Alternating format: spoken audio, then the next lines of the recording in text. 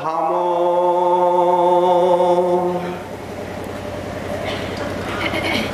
ভক্তি পথে সদা দেয় ভঙ্গ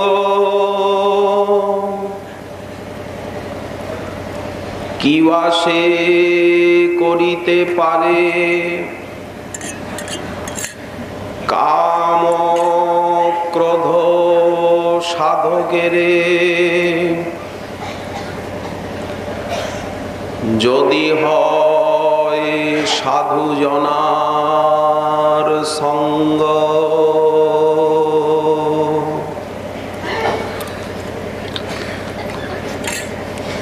কলি পাবনাবতার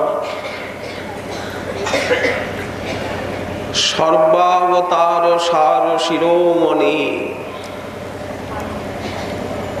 প্রেম পুরুষোত্তম শ্রী শ্রী নদিয়া বিহারী গৌরহরির পরম অন্তরঙ্গ প্রিয় পার্ষদবর্জ বিশ্ব বৈষ্ণব বরেণ্য চূড়ামণি প্রেম ভক্তির মহারাজ নিত্যানন্দ কৃপা ঘনমূর্তি রূপানুগ প্রভব শ্রীল নরোত্তম দাস ঠাকুর মহাশয় তার শ্রী শ্রী প্রেম ভক্তি চন্দ্রিকা নামক মহাগ্রন্থে 23 সংখ্যক ত্রিপদীতে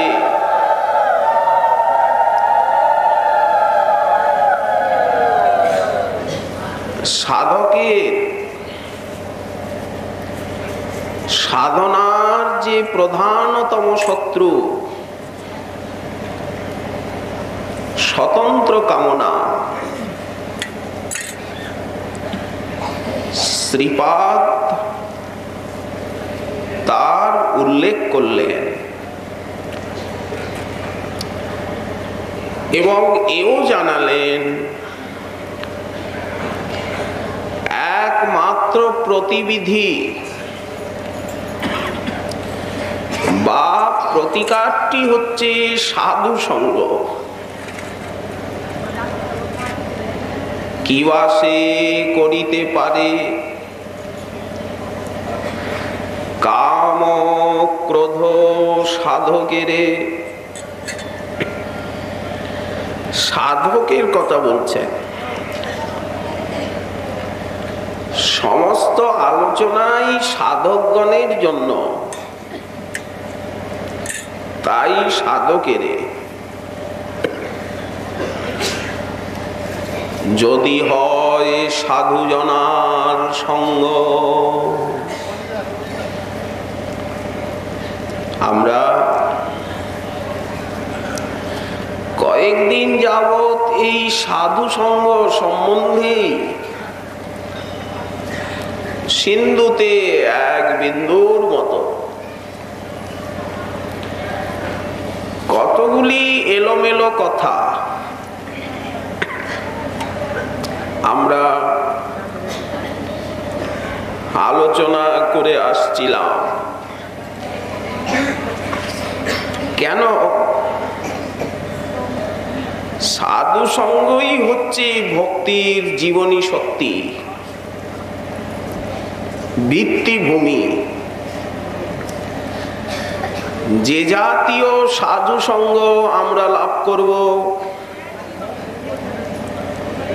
সেই জাতীয় ভজন অনুরাগ প্রাপ্ত হওয়া যাবে।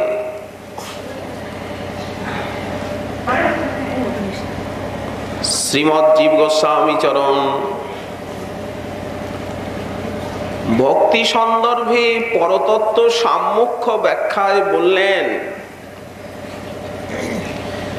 যে জাতীয় সাধু সঙ্গ হবে সেই জাতীয় ভক্তির উদয় হবে চিত্তে। ভক্তিটি হচ্ছে সৎকৃপা বাহনা, মহৎসঙ্গ বাহনা। সমস্ত দেব দেবীরই একজন বাহন আছে। যদি তাই হয় তাহলে ভক্তি মহারানীরও একজন বাহন থাকবেন, বা ভগবত কৃপা একজন বাহনে করে হৃদয়ে আসবেন। সেই বাহনটি হচ্ছে সৎকৃপা এবং সাধু সঙ্গ। সাধু সঙ্গ বিনা কোনো কর্মে ভক্তি নয়। কৃষ্ণ ভক্তি দূরে রহু,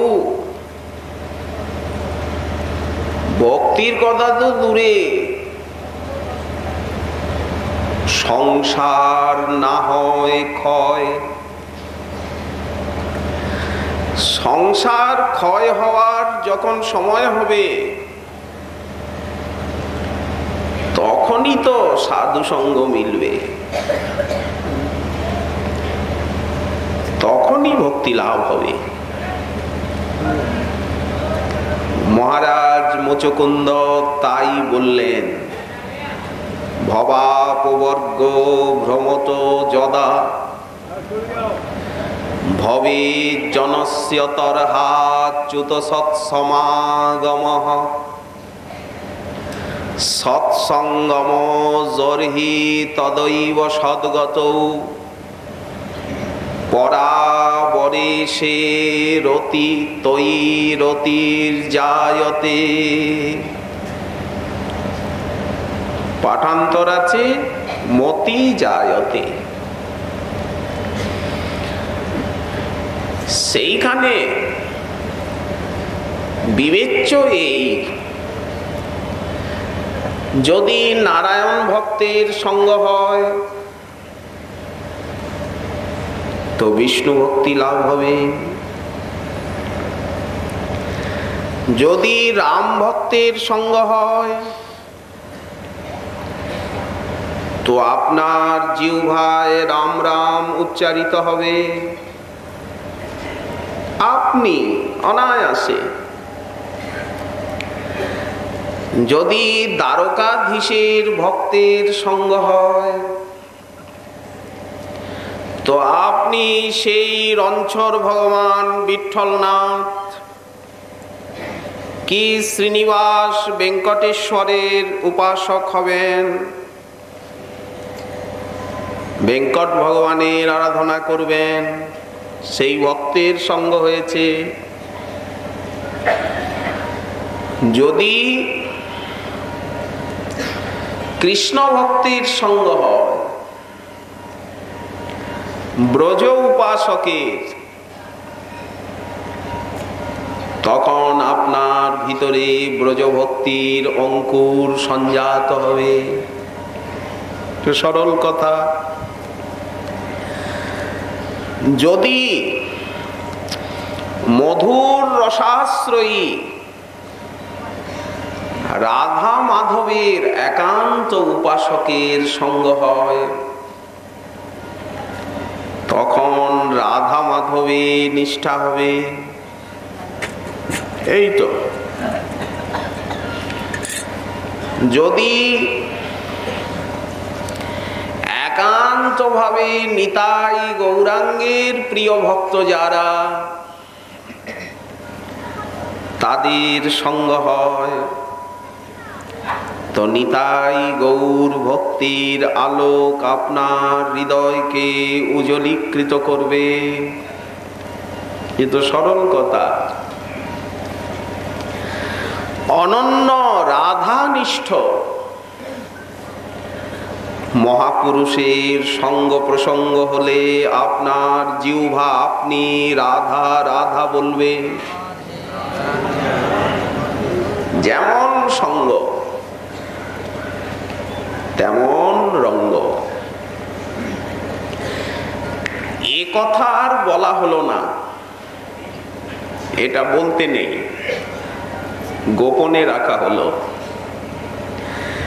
গুরুদেবের হৃদয়ে যে ভাব থাকবে, শিষ্যের হৃদয়ে সেই ভাব আপনা আপনি এসে আশ্রয় মাত্র উদিত হবে। এটা আর বলা হলো না। কেন? যদি কেউ দুঃখ পেয়ে যান, গুরুদেব যদি বিরহী সাধক হন, জাতরতি হন, শিষ্য অনায়াসে তার কৃপায় রতি দশা প্রাপ্ত হবেন। এই তো হিসাব নিকাশ। আর বেশি কথা বলতে নেই, এইখানেই শেষ। এই জন্য সঙ্গ। আচ্ছা, কিছু কিছু মহামহৎ আছেন, তারা সেবা সম্মানের ধার ধারেন না। তারা কি বণিক, ব্যবসায়ী, যে আমি সেবা করব তারপরে উনি কৃপা করবেন? সেবা যদি 10 পয়সার হয়, কৃপাও 10 পয়সার হবে। আমি সেবা করতে পারি না, হতভাগা, গরিব, অসমর্থ, এই জন্য গুরু বৈষ্ণবের কৃপায় আমি বঞ্চিত। কথাগুলি কি ঠিক? সূর্য আমায় আলো দেয় না, এই কি ঠিক? না, আমি সূর্য উদয় হলে ঘর দরজা বন্ধ করে ভিতরে বসে থাকি,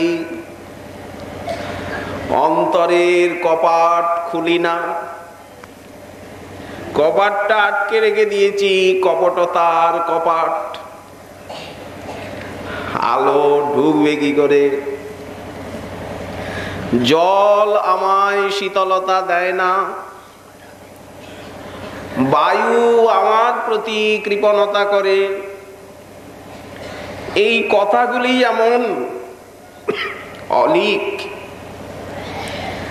তেমনি গুরু বৈষ্ণবের কৃপা আমি পাই না, কি অনুভব করতে পারি না। কোনটা ঠিক? না কপাট বন্ধ করে বসে থাকি, অনুভব করতে পারি না। সরল অন্তঃকরণে কৃপা চাই না। গললগ্নি কৃতবাস বৈষ্ণব নিকটে। এই দেখুন, কিছু নেবেন তো হাতটা যদি উঁচুতে থাকে, তাহলে যিনি দিতে যাচ্ছেন উনি হাত বাড়িয়েছেন, এই নিন, নিন প্রসাদ, আপনি হাতটা উঁচু করে দিয়েছেন। তো হাতটা তো নিচু করতে হবে না, যে দিচ্ছে তার হাতটা উপরে থাকে, আর যে নেয় তার হাতটা নিচে থাকে। হাতটা যদি উপরে উঠে যায় উনি দেবেন কি করে? তেমনি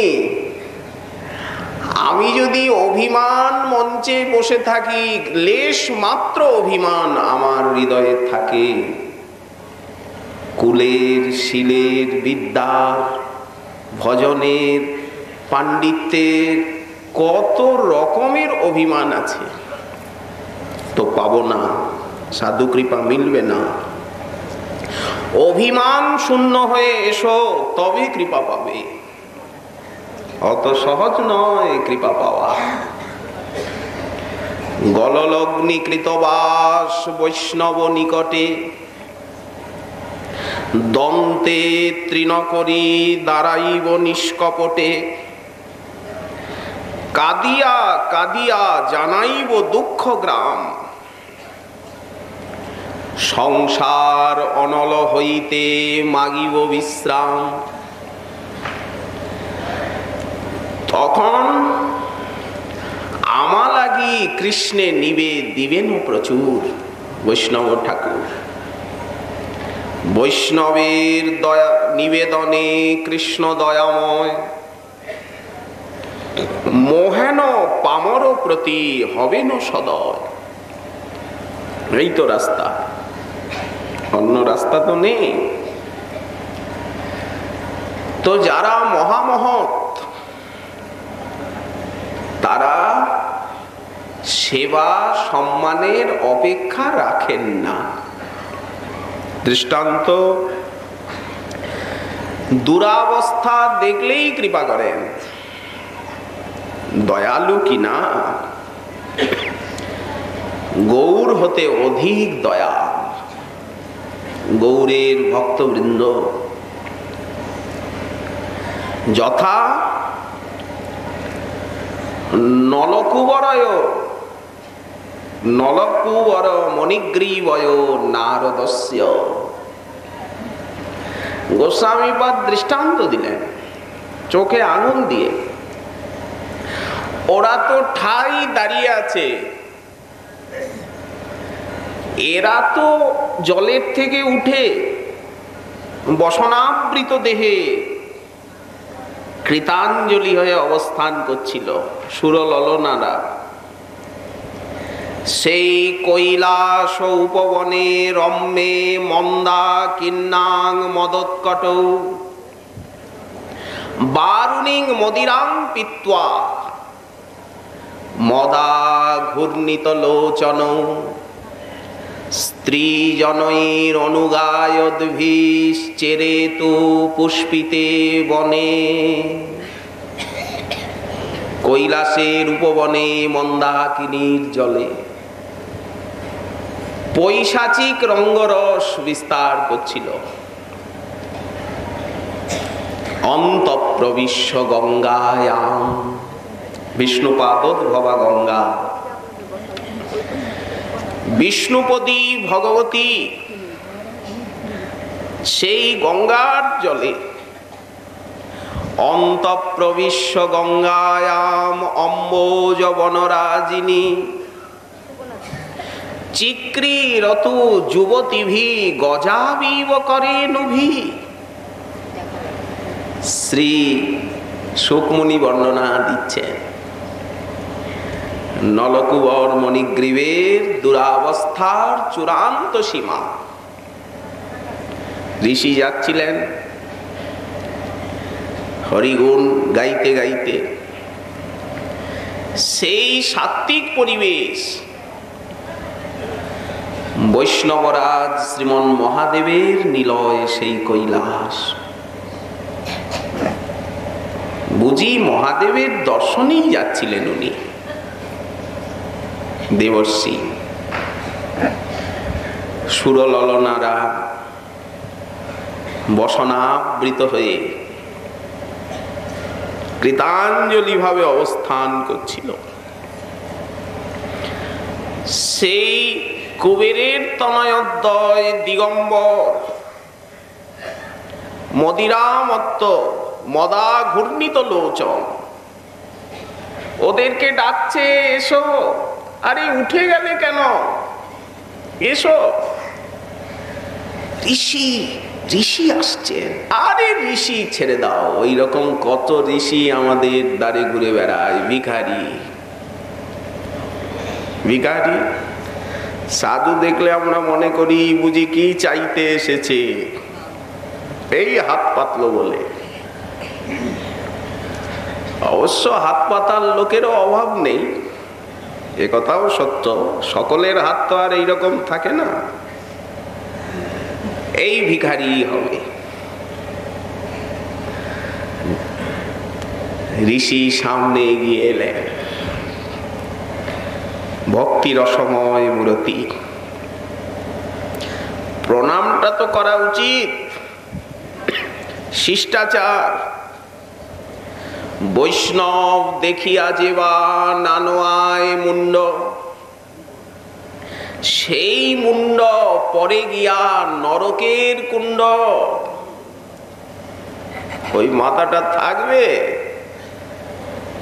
যমদূতরা ভালো করে মুগুর মেরে গুঁড়ো গুঁড়ো করবে, প্রণাম করলে না ভবসাগরে ডোবাবে দেহতরণীকে। ভাগবত বললেন, ভারং পরং পট্টকিরীট জুষ্টম অপুত্তমাঙ্গং ননমেত মুকুন্দম। গুরু বৈষ্ণব এবং ভগবানকে যে মস্তক প্রণাম করে না, সেই মস্তকটি হচ্ছে অভিমানে মহাভার। এই জীবন তরণীকে ভবসাগরে ডুবিয়ে দেবে। দেবর্ষিপাদ কিছু বললেন না। যারা বিশুদ্ধ সত্যে বিহার করছেন তাদের ক্রোধ কোথা থেকে আসবে? ক্রোধ তো রজগুণের থেকে জন্মায়। শুধু একটা গান করছিলেন উনি, ওই তখন ওনার দামবন্ধন লীলার চিন্তা চলছিল। যখন উনি এই পথ দিয়ে যাচ্ছিলেন তখন ওনার দামবন্ধন লীলাটা স্ফূর্তিতে উনি আস্বাদন করছিলেন, ওই হৃদয়ে ওই ধারা চলছিল। উনি বললেন, দেখো দেখো রজগুণ এদেরকে কিভাবে অভিভূত করেছে। বুদ্ধি ভ্রংশ রজগুণ শ্রীমদাত আভিজাত্যাদি যত্র স্ত্রী দূতম আসব। এই যে বংশের একটা অভিমান, আমরা কুবেরের নন্দন, তাতে আবার ধনমত ধনী, এই তিনটে এসে জুটেছে এদের জীবনে। স্ত্রী, অবৈধ স্ত্রী, দূত এবং আসব মদ্য। যারা নাস্তিক ধনী তাদের জীবনে এই তিনটি থাকবেই থাকবে, এর হাত থেকে নিস্তার নেই। এই যে কলির স্থান, 5টা তো কলির জায়গা, তার মধ্যে 3টি এসে যাবে। তো যখন 3টি এসে গেল তখন 2টো আসতে আর বিলম্ব কি? ওরাও ধীরে ধীরে আসবে। নীতিশাস্ত্র বলেন, যৌবনং ধন সম্পত্তি। যৌবন কালটাই একটা শত্রু। এই যে যুবাবস্থা, এটাই একটা শত্রু।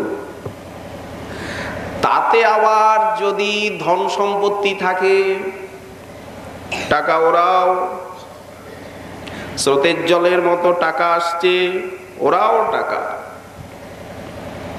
ধন সম্পত্তি। সনাতন গোস্বামী পাদের মতো ত্যাগী, যিনি পরশমণি ছুঁড়ে ফেলে দিয়েছেন, ছুঁতে চান না। যে ধনে হইয়া ধনী তুমি মনিরে না মানমণি। তিনি বললেন যে অর্থের দ্বারা পরমার্থ উপার্জন করা যায়। ভগবানও উদ্ধবকে বললেন, হে উদ্ধব, মদর্থে ধর্ম কামার্থান আচরণ মদপাশ্রয়। আমার জন্য ধর্ম অর্থের বিনিয়োগ। তো অর্থের দ্বারা পরমার্থ ক্রয় করা যায় কিভাবে? যদি সেই অর্থ আপনি হরি গুরু বৈষ্ণবের সেবায় বিনিয়োগ করেন।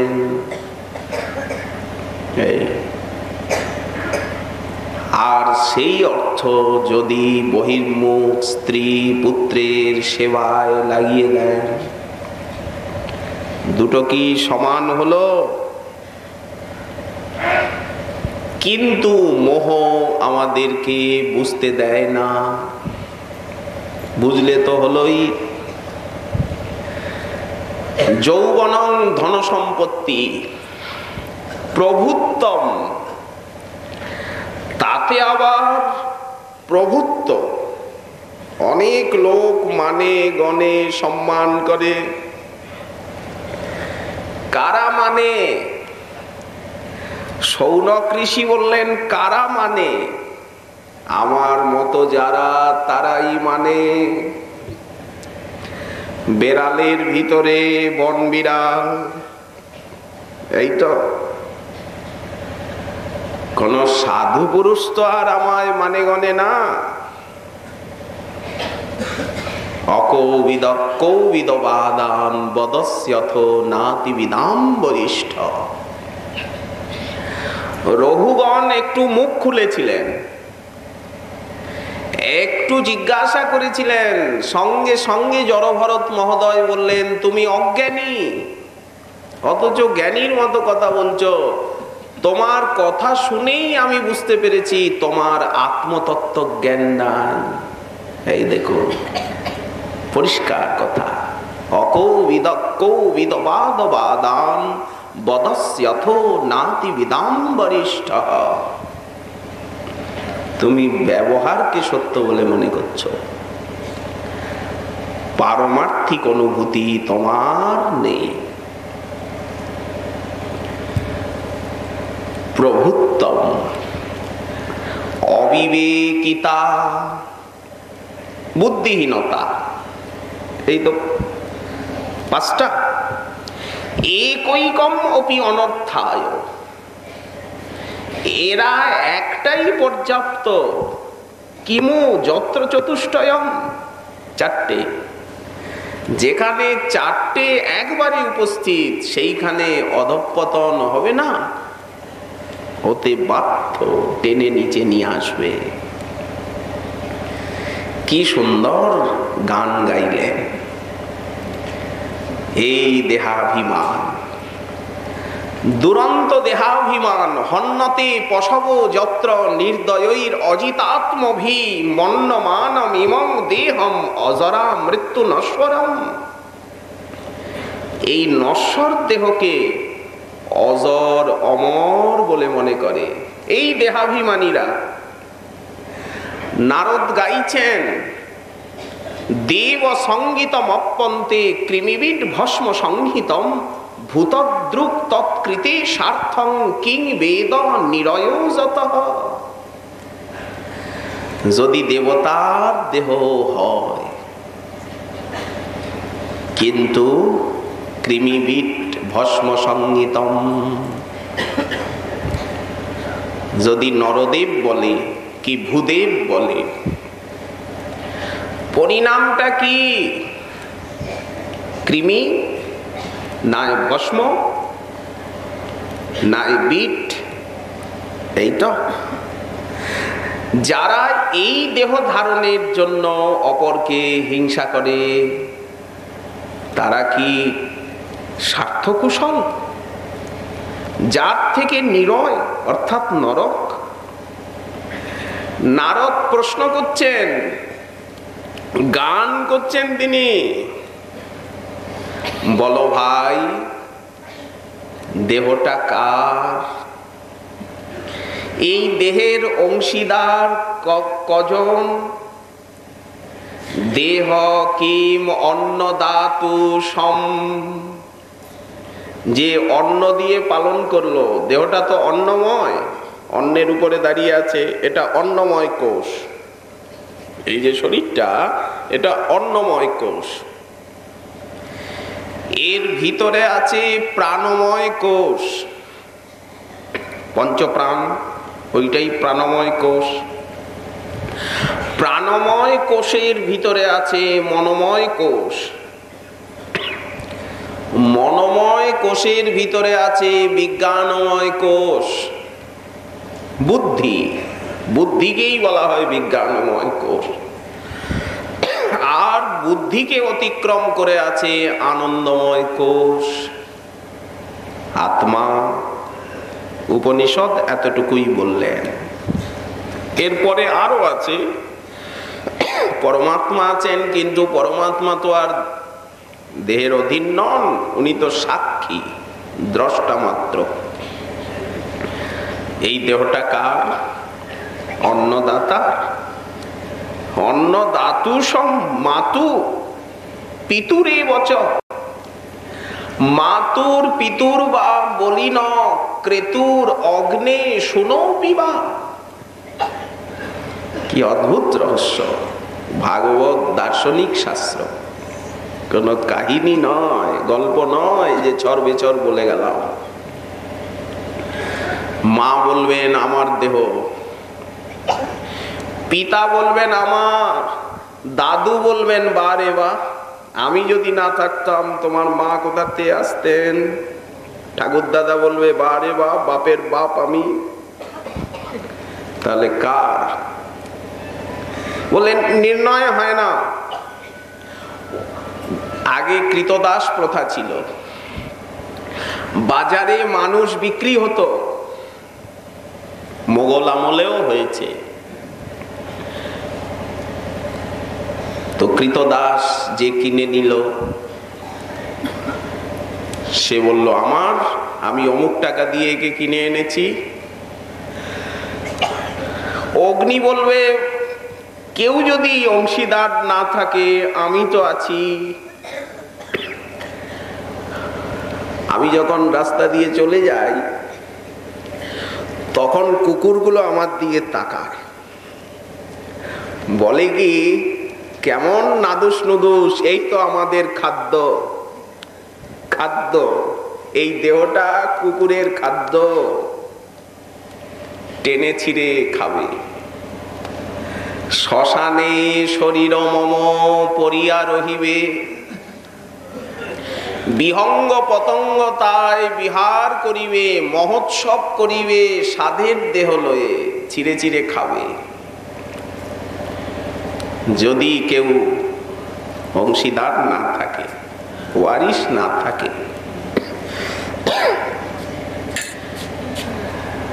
এই তো কুকুরগুলো মনে ভাবে যে এই দেহের আমাদেরও কিছু অংশ আছে, যদি পায়। তোমরা বুঝলে না, আমার গানটা বুঝলে না, কি বললাম? ওই যে দামবন্ধন লীলার চিন্তনটা উনি করছিলেন না, ওই যে দামোদর, তিনি হামাগুড়ি দিয়ে চলেছেন নন্দভবনের প্রাঙ্গণে উলুখলটাকে টানতে টানতে, এই লীলাটা দর্শন করছিলেন, সেই স্মৃতি চলছিল। ওই জন্য কৃপা করলেন, ঠাই দাঁড়িয়ে থাকলে তো দাঁড়িয়েই থাকো, দেবতার পরিমাণে 100 বৎসর নন্দভবনের প্রাঙ্গণদ্বারে দাঁড়িয়ে থাকো বৃক্ষ হয়ে। এই দেখুন, সাপচ্ছলে কৃপা। এটা কৃপা না সাপ? ব্রজবাস দিলেন, বলেও দিলেন বাসুদেবস্য সান্নিধ্যং লব্ধা দিব্য শরচ্ছতে। দিব্য 100 বৎসর পর তোমরা বাসুদেবের সান্নিধ্য লাভ করবে, পুনরায় শপথ প্রাপ্ত হবে, লব্ধ ভক্তির ভবিষ্যৎ। তোমরা দামোদরের চরণে ভক্তি লাভ করে ধন্য হবে। এব মুক্তা সদেবর্ষি গত নারায়ণাশ্রমম। উনি নারায়ণ আশ্রমের দিকে প্রস্থান করলেন। এই তো। আচ্ছা, নলকুবর মণিগ্রীব কি সম্মান করেছিল? প্রণামটুকু পর্যন্ত করেনি। উনি এত গান করলেন, ওদের কানে কিছুই ঢুকলো না। তখনও যদি ছুটে গিয়ে প্রণাম করত, আচ্ছা ঠিক আছে, কাপড় চোপড় নাই, দেহে নাই বা থাকলো, প্রণামটা তো করবে সাষ্টাঙ্গ, কিন্তু তা তো করেনি।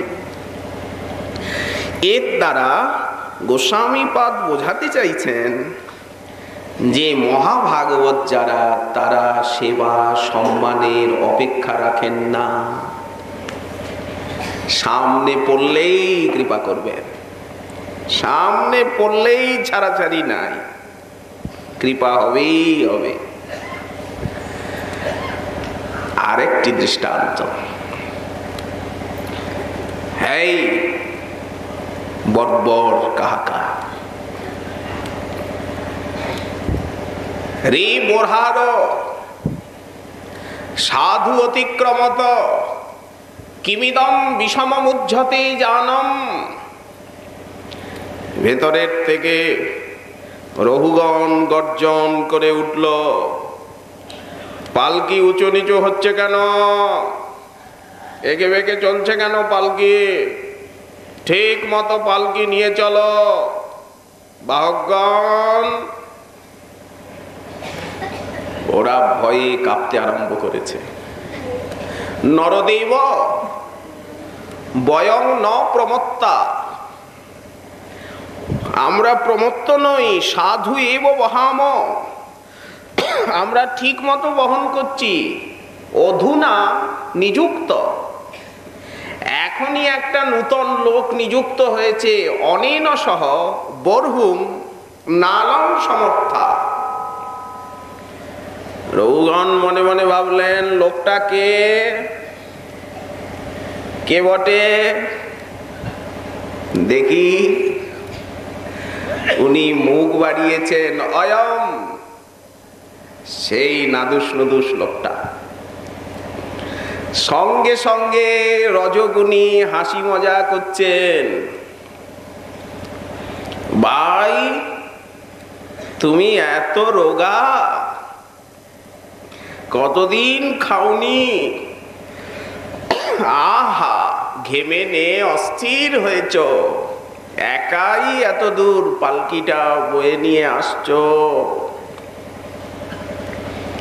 এই দেখো সামনে পিঁপড়ার সারি, পিপিলিকার সারি, ওরা তো মরমর করে দুমদাম করে পা ফেলে চলে গেল, বেয়ারা, বেয়ারাই বটে। ইনি ভাবছেন কি করে পিপিলিকার শাড়ির উপরে পা দি, ইনি একটা লাফ দিলেন, পালকি ঝটকা লাগলো, রহুগণ আঘাত পেলেন। কিছু দূর যাবার পর দেখছেন তুলসীর ছায়া পড়েছে, বৃন্দাজির ছায়া খানিকটা রাস্তা জুড়ে, ওরা তো দুমদাম করে পা ফেলে চলেছে। এত দূর লাভ দেব কি করে, এতটা জায়গা। তখন পালকির ডাটটা ধরে পা দুটো তুলে দিয়েছেন উপরে, পালকি সামনে ঝুঁকে গেল, রঘুগণ আঘাত পেলেন। পুনঃ বিষমগতায়াম সশিবিকায়াম প্রকুপিত উবাচ রঘুগণ কিমিদম অরে জীবন মৃতৌষি মাং কদর্থীকৃত্য ভর্তি শাসনম অতিচরৌষি করোমি তে চিকিৎসাম দণ্ডপানিরিব যথা স্বাং প্রকৃতিং ভজিষ্যসে। ওরে বেয়াদব, ওরে বর্বর, তুই জানিস আমি কে? আমি রাজা, আমি নরদেব। তুই আমার শাসনকে লঙ্ঘন করলি, তোর চিকিৎসা করব আমি, তবে তোর হুঁশ হবে, দণ্ডপানির মতো আমি তোকে শাসন করব। কার হুঁশ আনতে চান? যিনি ভগবত প্রেমে বেহুশ হয়েছেন, তার হুঁশ আনতে চান। যিনি ছিলেন রাজর্ষি কুলমুকুটমণি ভগবান ঋষভদেবের পুত্র, আজ তিনি পালকি বইছেন। দেখুন ভাগ্য বিধাতা কিভাবে পরিবর্তন করে। আজ যে দরিদ্র, কাল সে রাজ রাজেশ্বর। যে আজ রাজ রাজেশ্বর, কাল কালস্রোতে কোথায় যে কাল ভেসে যাবে তার কোনো ঠিকানা নেই।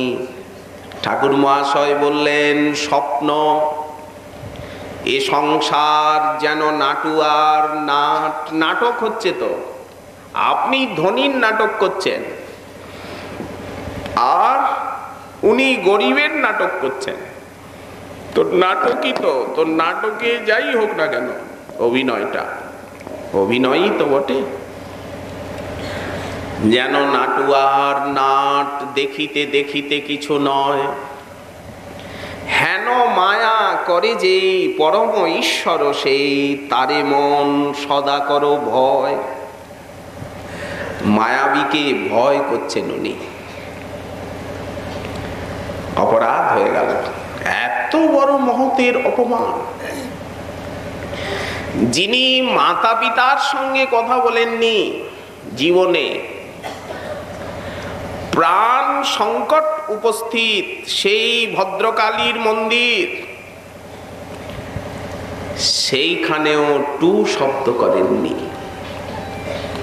ভদ্রকালী প্রকটিত হয়ে ভগবত ইচ্ছায় তাকে রক্ষা করলেন।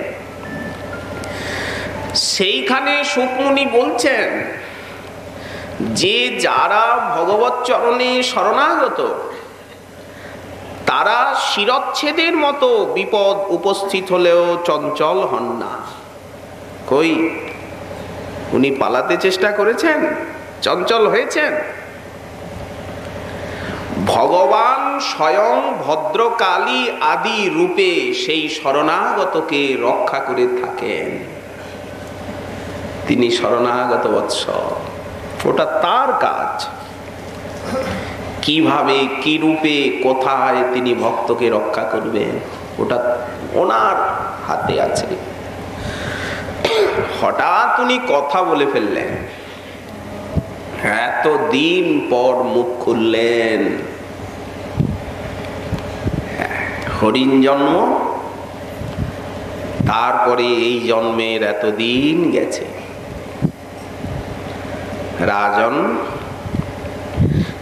তুমি আমায় যা বললে আমার এতে কোনো দুঃখ নেই, অভিযোগ নেই, কোনো অভিযোগ নেই। কারণ তুমি আমার দেহকে নিন্দা করেছো, আমাকে নিন্দা করতে পারোনি। আমার ভিতরে তো দেহাভিমান নেই। স্থূলতা, কৃশতা, আধি, ব্যাধি, ক্ষুধা, তৃষ্ণা, নিদ্রা, কলহ, মোহ, এইগুলি কার? যার দেহাভিমান আছে। যার দেহাভিমান নাই তার কিছুই নাই। রঘুগণ প্রশ্ন করলেন, কিছু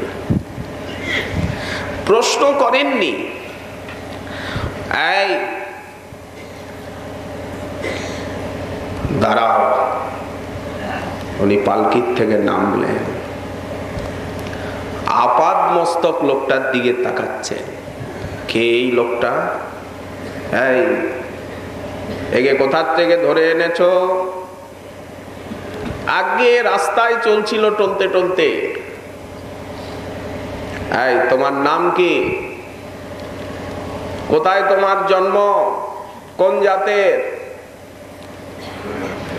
হঠাৎ লক্ষ্য করলেন যে কালো, একেবারে ময়লায় যজ্ঞোপবীতটা আছে।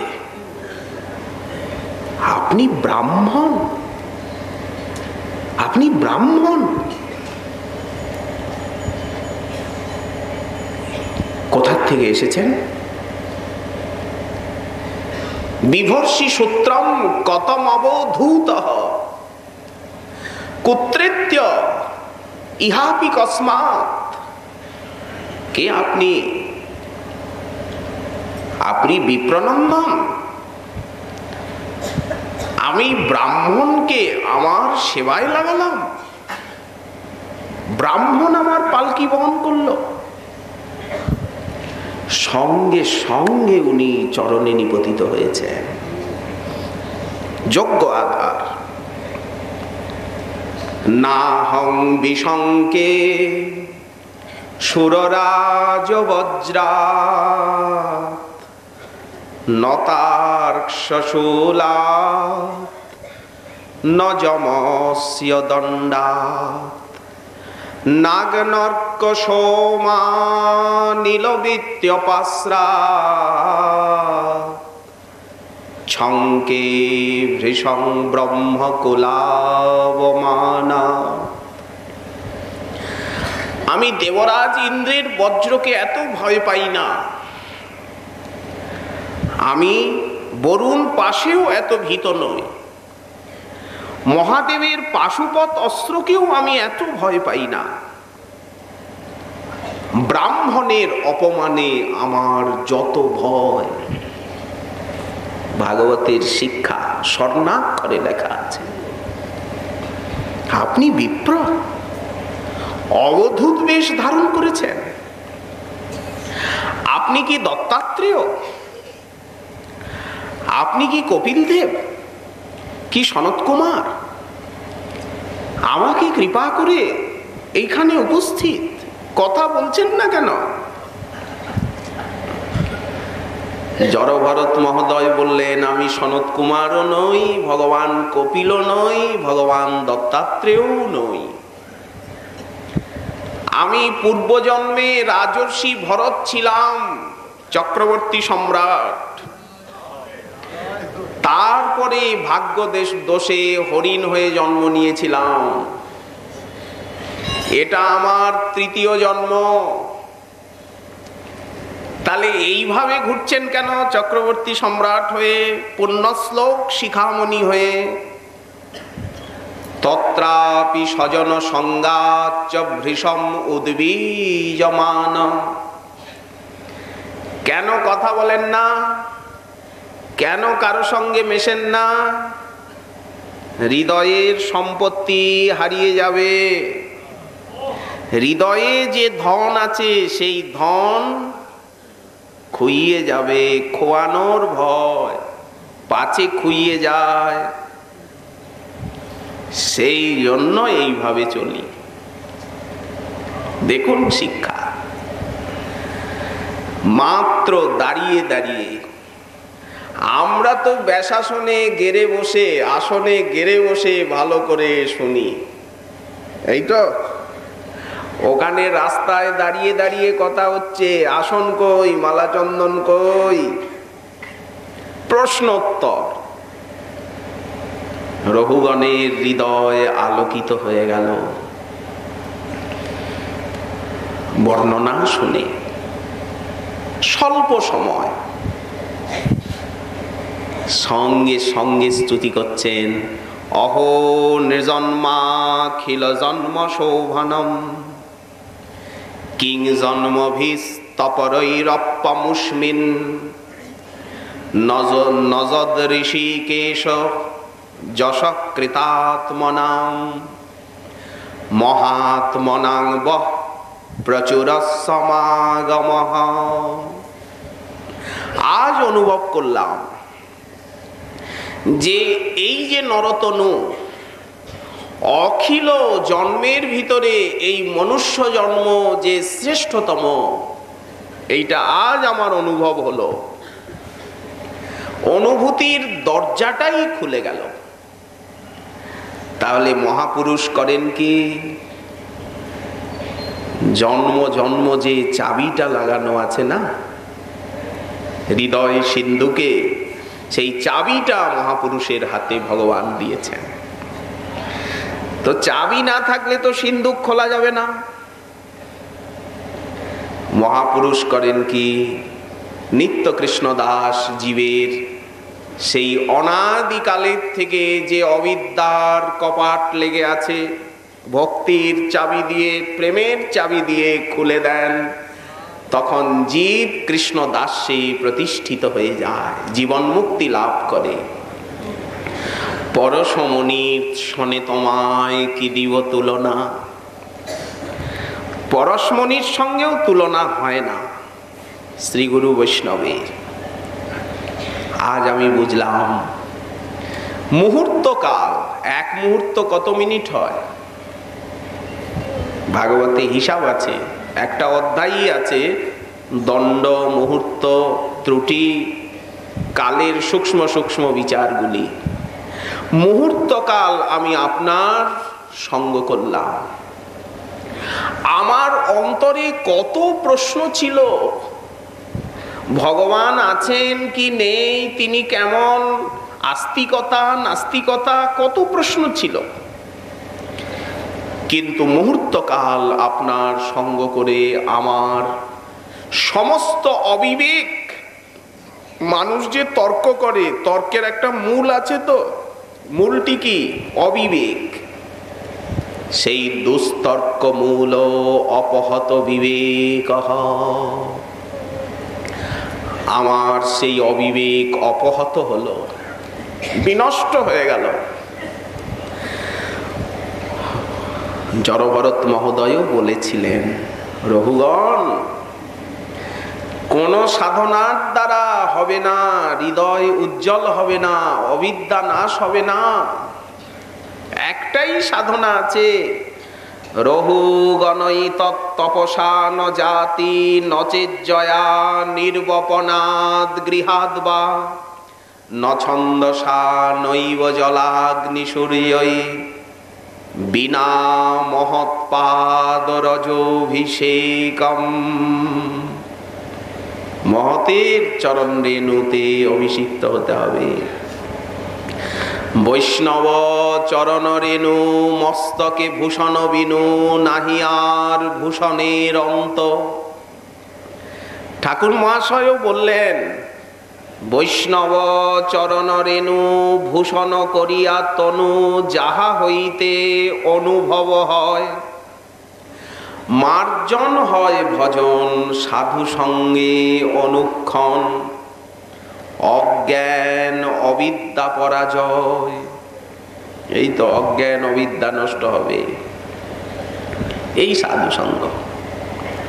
তো উনি কি কোনো সেবা করেছিলেন জড়ভরতে? না, সম্মান করেছিলেন, কতগুলো তিরস্কার করলেন, কত কটু কথা বললেন। কিন্তু এরা যে মান অপমানের ঊর্ধ্বে, তুল্য নিন্দা স্তুতির মৌনী। যখন যাকে কৃপা করবেন সর্বস্ব দিয়ে দেবেন। এদের স্বভাবই এই। কল্পতরু, চিন্তামণি, কামধেনু এদের কাছে তুচ্ছ, এত উদার তারা। তেমনি মতির ন কৃষ্ণে পরত শতবা, মিথোভিপদ্যেত গৃহব্রতানাম, অদান্ত গভীর বিশতাং তমিশ্রম পুনঃ পুনঃ চর্বিত চর্বণানাম। একই কথা প্রহ্লাদ মহাশয় বললেন। এই সংসারের মানুষ তারা চর্বিত চর্বণ করছে, তারা কি কৃষ্ণের রতিমতি দিতে পারেন? একমাত্র নৈশাং মতিস্তাবদুরুক্রমাং হ্রিং স্পৃশত্তনর্থাপগমো যদর্থ, মহি অসাং পাদরজোভিষেকম নিষ্কিঞ্চনানাং নবৃণীত যাবৎ। ভাগবতে স্কন্ধে স্কন্ধে, অধ্যায়ে অধ্যায়ে সাধুর মহিমা, সাধু সঙ্গ মহিমা। বিদুর মহাশয় গেলেন মৈত্রেয় ঋষির কাছে, উনি কি কম? উদ্ধবের মুখে শুনলেন যে ভগবান দ্বারকানাথ তিনি লীলা অন্তর্ধানের পূর্বে আমাকে স্মরণ করেছিলেন। প্রিয় উদ্ধব, বিদুর মহাশয়ের কথা বড় মনে হচ্ছে। জানি না তিনি কোথায়, কোন দেশে, কিভাবে আছেন। যদি তাকে একটু পেতাম এই শেষ সময়ে। সেই সময় মৈত্রেয় ঋষি উপস্থিত সেইখানে। সেই যদুবংশ ধ্বংসের পর ভগবান বলছেন মৈত্রেয় ঋষিকে, বিদুর মহাশয়ের সঙ্গে তো আমার সাক্ষাৎকার হলো না, ইচ্ছা ছিল একদিন তিনি আপনার কাছে যাবে, আপনি তাকে তত্ত্বজ্ঞান দেবেন। এই কথা শুনে বিদুর মহাশয় হরিদ্বারে উপস্থিত হলেন। দারি দুনদ্যারি সভক করুণাম মৈত্রেয় মাসীন মগাধবোধম। মৈত্রেয় মুনি হচ্ছেন পরাশরের শিষ্য, বেদব্যাসের সখা। কি বললেন? জনস্য কৃষ্ণাদ বিমুখস্য দৈবাৎ অধর্মশীলস্য সুদুঃখিতস্য অনুগ্রহায় ইহ চরন্তি নূনম ভূতানি ভব্যানি জনার্দনস্য। আপনারা যারা কৃষ্ণ বিমুখ, বিমুখস্য দৈবাৎ, কেন বিমুখ হলো?